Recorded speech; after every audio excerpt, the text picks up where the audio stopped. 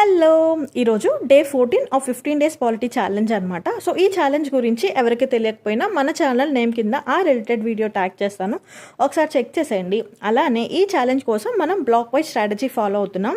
And ఈ strategy గురించి తెలుసుకోవాలి అని అనుకున్నా, అలానే లక్ష్మీకాంత్ బుక్ని ఏ చాప్టర్తో స్టార్ట్ చేస్తే మనకి బుక్ ఈజీగా కంప్లీట్ అవుతుంది అండ్ ఎలా కంపారిటివ్గా చదువుకుంటే మనం లక్ష్మీకాంత్ బుక్ని ఈజీగా అండ్ ఎఫిషియెంట్గా గుర్తుపెట్టుకొని తక్కువ డేస్లో కంప్లీట్ చేయొచ్చు ఒక వీడియో చేశాను.